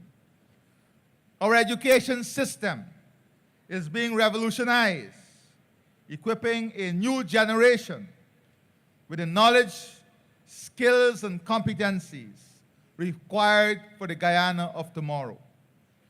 Our system of rule of law is being fortified to create a safer, more secure, and more just society. And whilst many people may not see the importance of modern laws in the transformation, many of the things we are doing in government would be meaningless if the law, the amendments, the transformation, and the upgrade of our legal architecture is not also done at an equal pace to support the transformation that is taking place. Our democratic institutions continue to be strengthened and protected. Our infrastructure is being modernized and expanded. Our people, under the One Guyana banner, are finding greater common purpose, drawing strength from our diversity, and forging a deeper sense of national unity. These are the unmistakable and undeniable indicators of a nation foundation, the prosperity of our people, the happiness of our people, the safety of our people, the consciousness of our people, the ability of our people to dream and implement the dream of owning things. Look around this stadium. Over 500 exhibitors, developers, banks, material suppliers, prefabricated housing companies, green technology providers, architects and engineers from across the region and beyond. Guyana's economy is solid. In the first quarter of 2026 alone, just the first 3 months of this year, Guyana received over $761 million from the Stabroek Bloc. Importantly, our economy is now projected to grow by over 30% this year. In the first quarter of 2026, the estimated growth is over 35%. You will agree that growth by itself is not the measure of national success. The true test is whether today's prosperity is transformed into tomorrow's security. Whether the wealth generated in this remarkable moment is preserved, managed wisely, and shared across generations. That is why, even as our economy surges forward, we have entrenched safeguards that will ensure that the benefits of our national resources endure long after the last barrel is produced or the last ounce is produced.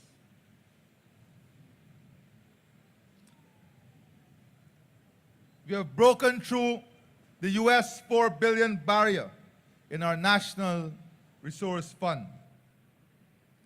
Critically, our story is not an oil story.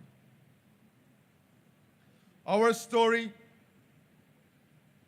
is about a non-oil economy, the story of diversification, the story of sustainability, the story of leadership, the story of investment, the story of world-class healthcare, world-class education, world-class infrastructure. That is the story of Guyana.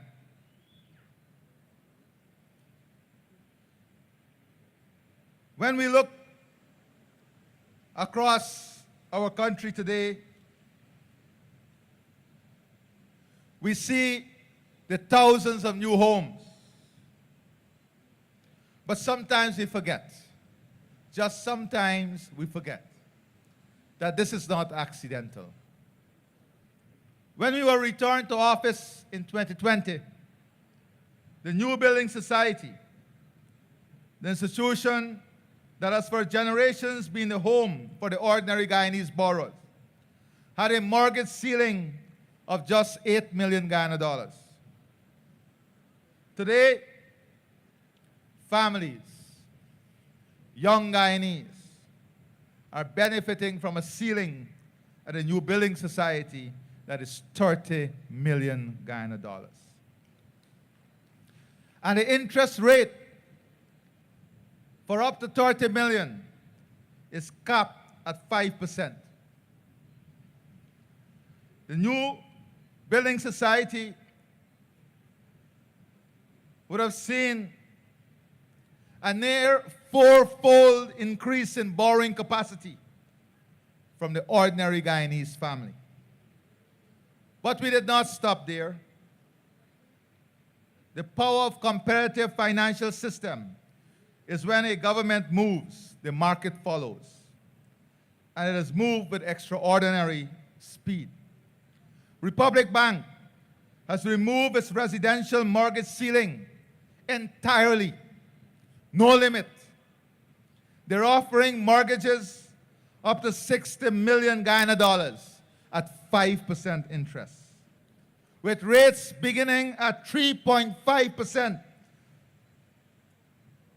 And they have launched the Mortgage Move product, so that if you're already paying a higher rate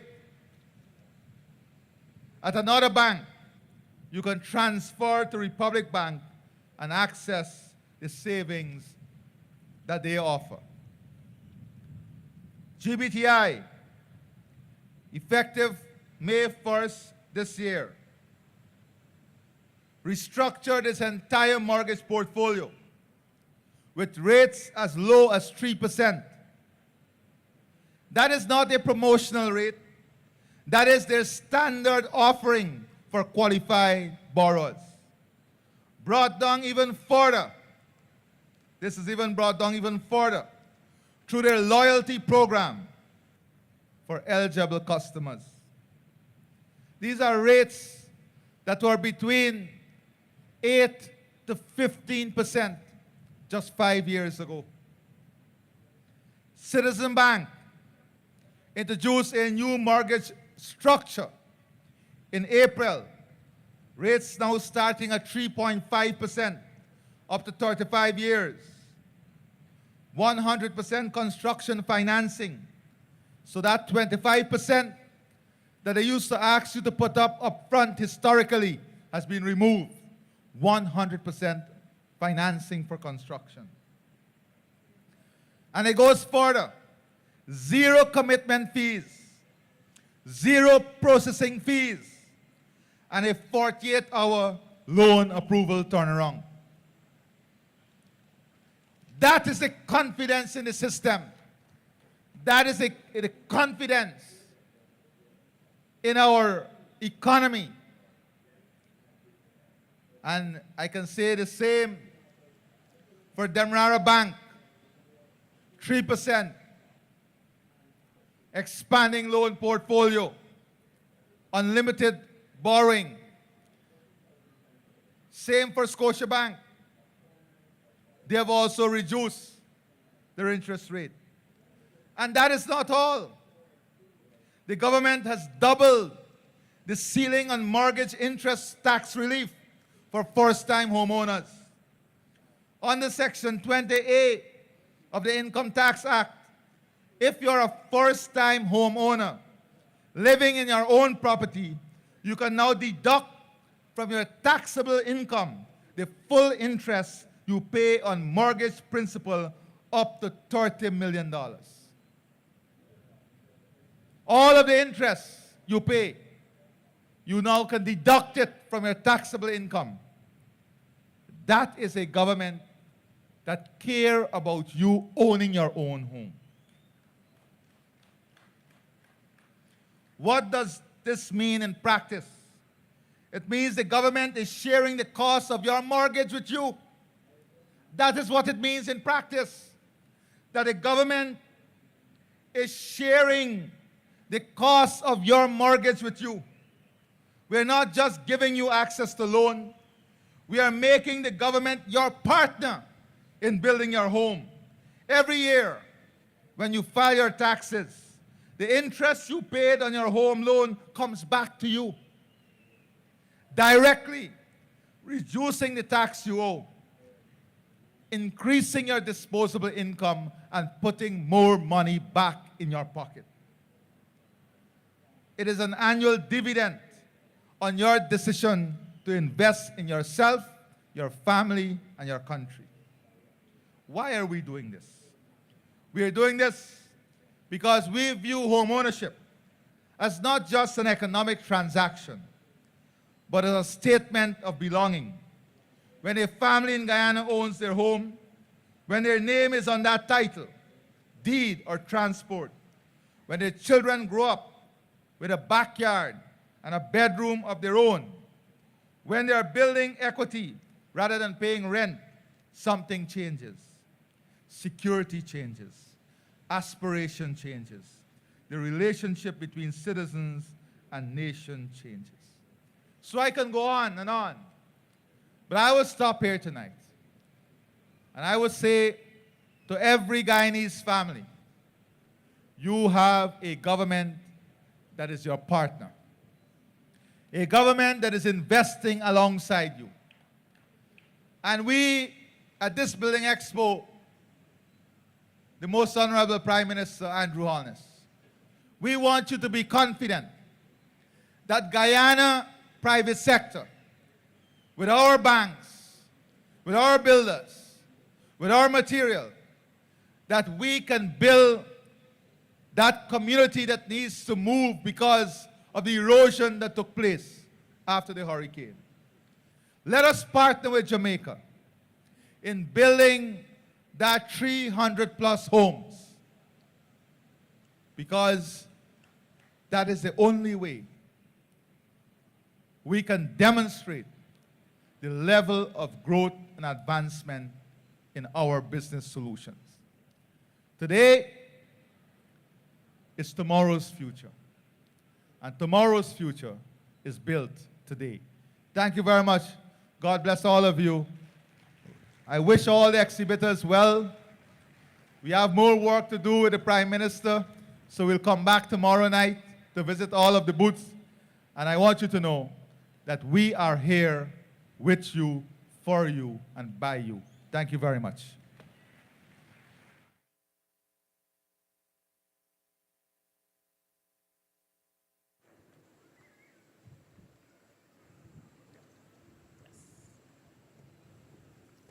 Thank you, Mr. President. You may be seated, ladies and gentlemen. Now, Kurt, I would like us to remind the audience, those here in the stadium with us and everyone else at home, just what they can expect over the next 3 days at the International Building Expo. So if you didn't know, for all the chutney and soca lovers, Friday night at 9:30, we will be hosting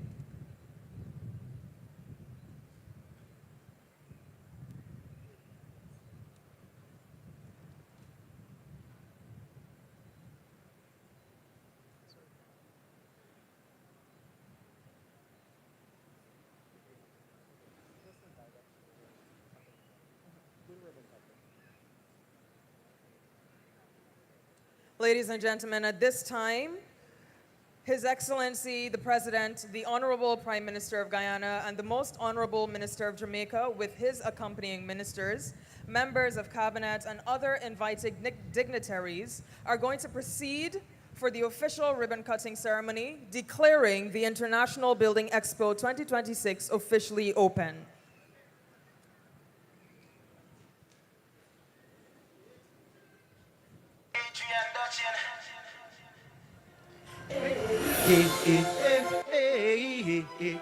It's who I am. It's who I am. Hey, hey, hey. Hands up, hands up. Hey, hands up, hands up. Building Expo posse. Hey, I am a Guyanese. I am a.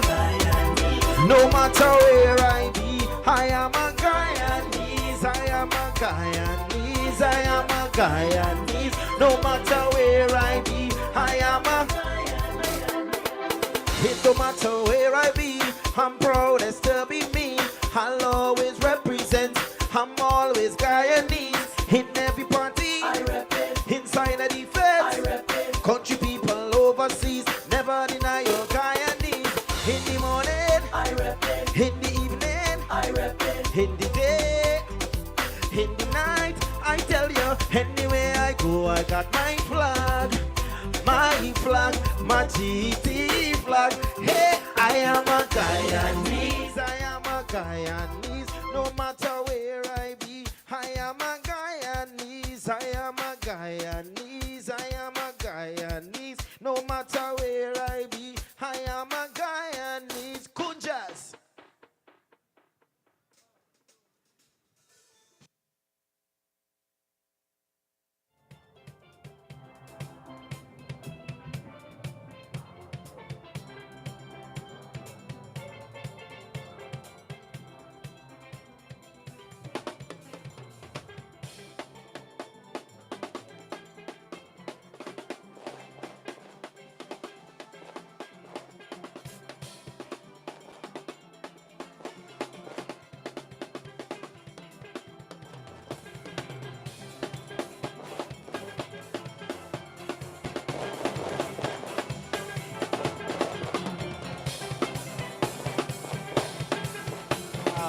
Just after the conclusion of the opening ceremony of the International Building Expo 2026, fireworks are taking the sky.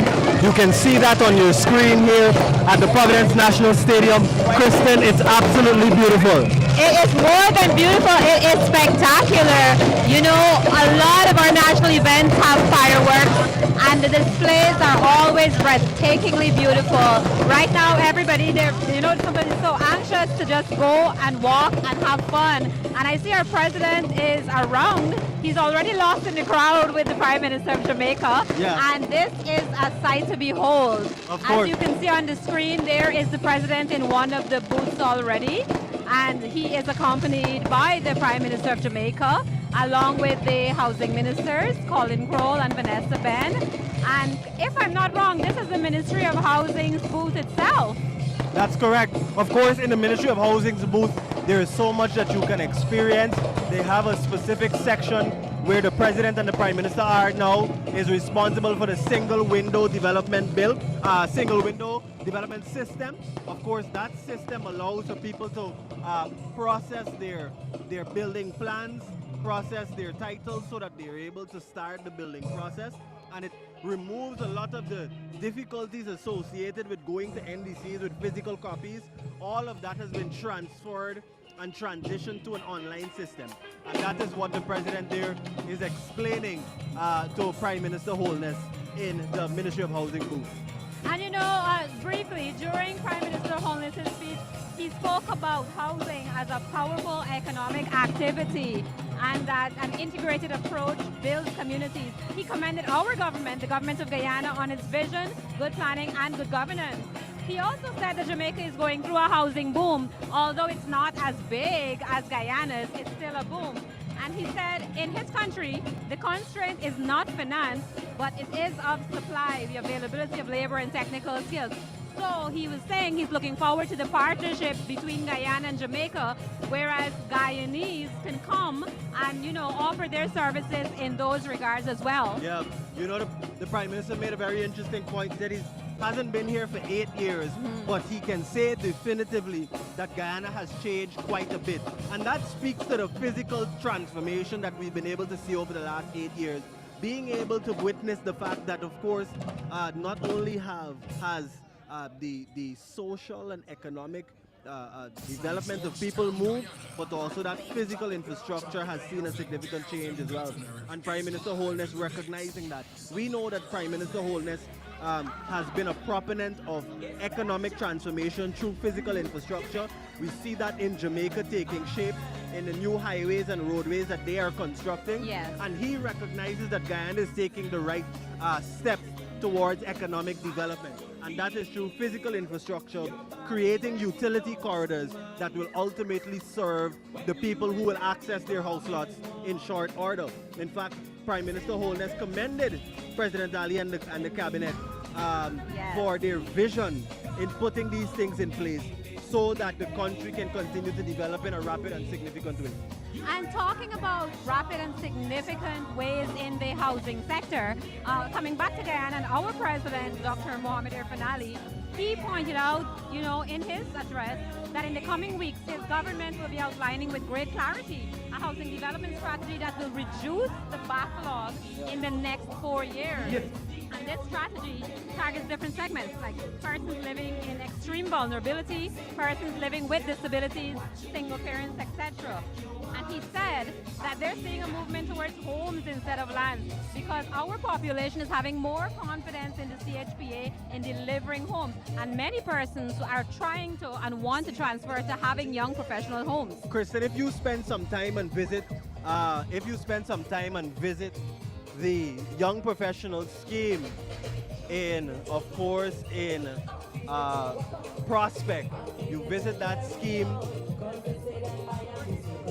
You visit the scheme in Berbice and in other sections of the country, you would recognize that those young professional schemes are truly brilliant examples of what housing development can look like. And so the Prospect scheme, the scheme in Diamond, they are good examples of those young professional homes. And people have been accessing them not only on Region 4, but in Region 3 now, and in Region 6, and in other areas. And so he's right to say that the young professional demand is expanding because more people are transitioning into that young professional stage.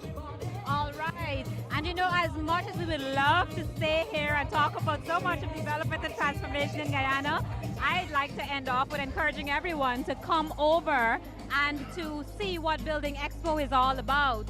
In fact, you know, make sure you bring your friends and families, and there's a lot of things happening here for the kids as well, Shaquan. Definitely. And so with that being said, we want to thank you for joining us and for being part of our live coverage of the 2026 International Building Expo. And on behalf of Kristen and myself, we want to say goodbye for now, and we see you tomorrow, Saturday and Sunday at the International Building Expo 2026. Take care.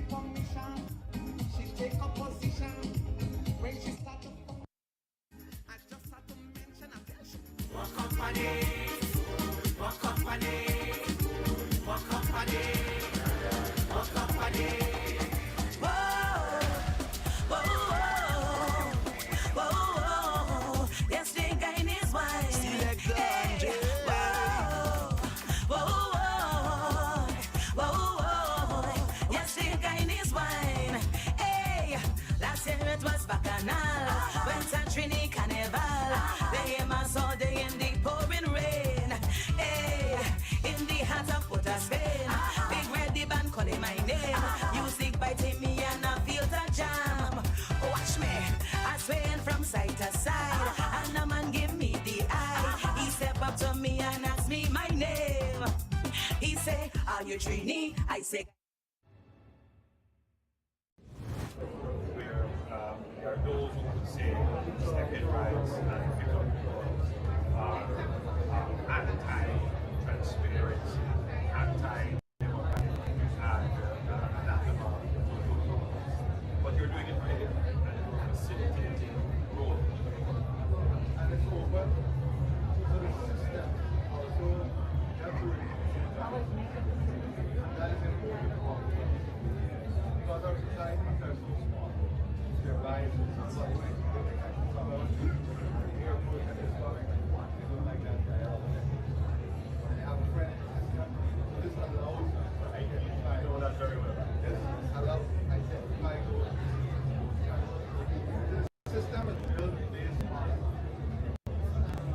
challenges that we're facing. We had projects. I'll give you an example. When we came into office in 2020, we found that the debt of the summer 40 worth hundreds of millions of US dollars. That was what somebody did. For 3 years, 4 years, nothing.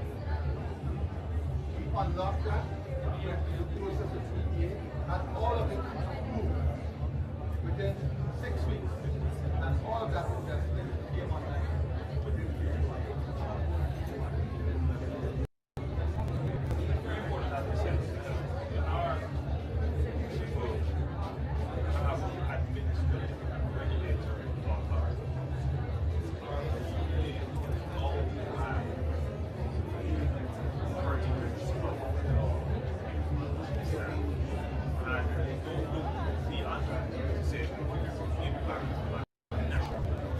And so they see a project that comes in, and there's something other places here that is meeting their standards, their bias.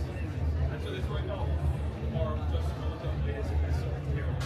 They throw it out, we go out, some cruises, even to Jamaica summer. What is also back to a kind of synthesized outcry that views every action of our expedite something that's happening and grew up on mindset of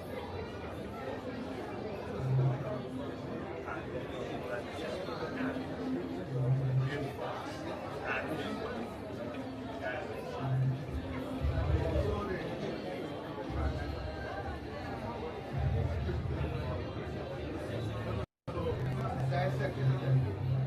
When they say complex growth, they would say that they are scaling growth. Hold on. You need a PSI. You need a full fledged factor. So that's what happens. Upfront, you don't wait 2 years after a year after. This project is a full PSI for an impact.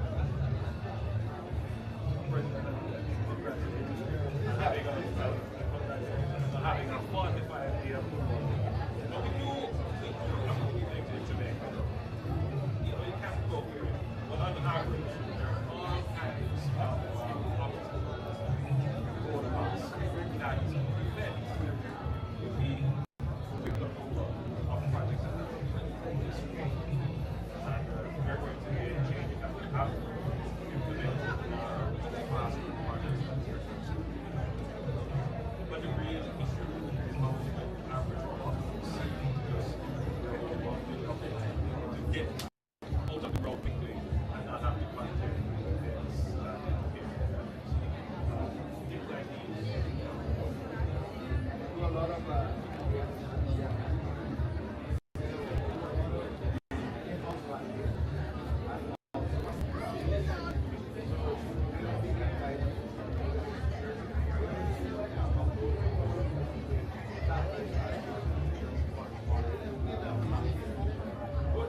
one of the biggest problems is consistency.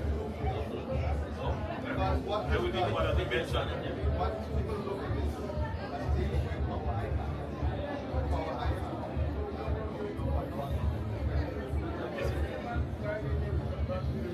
I'm saying it that way, but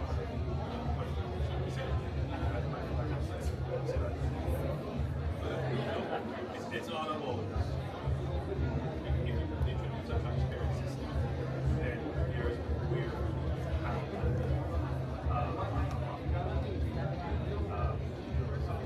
that's it. That's all.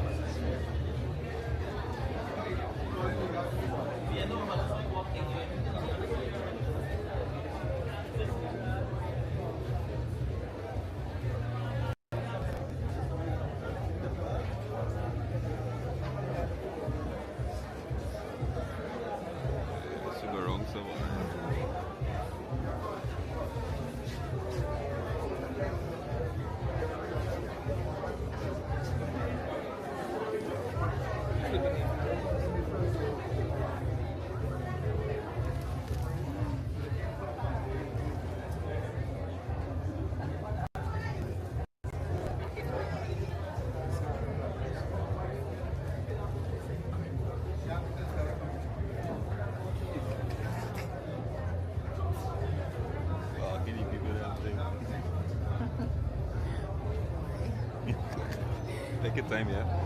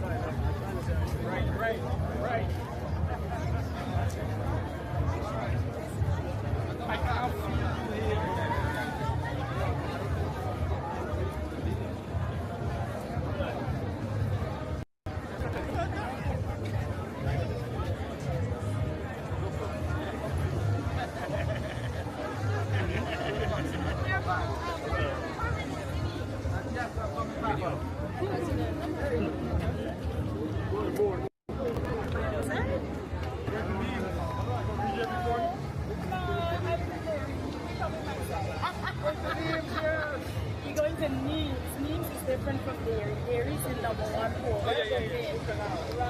Okay. I just talked to Victor and I talked to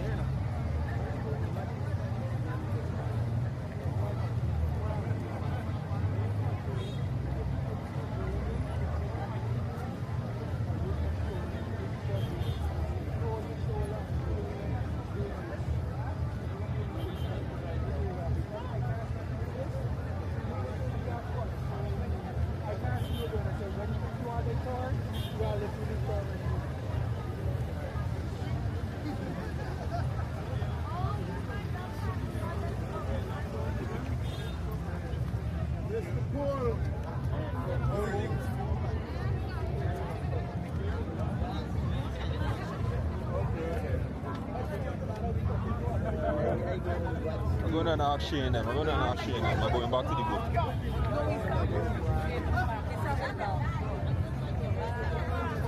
I lost you, bro. Where you went? Where you went? I lost you.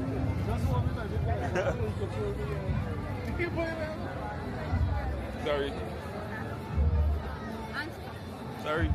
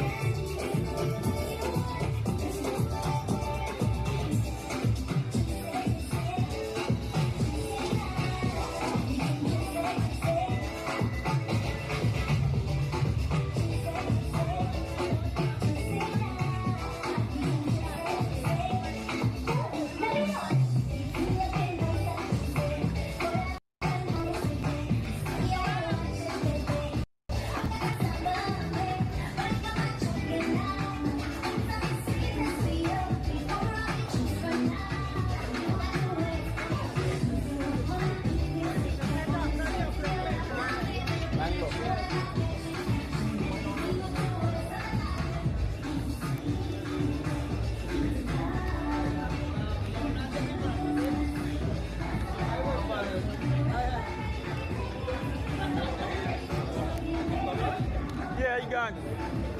He walk, yeah, Brez, he gone. He walked away. Hey, What is it, man? How you like?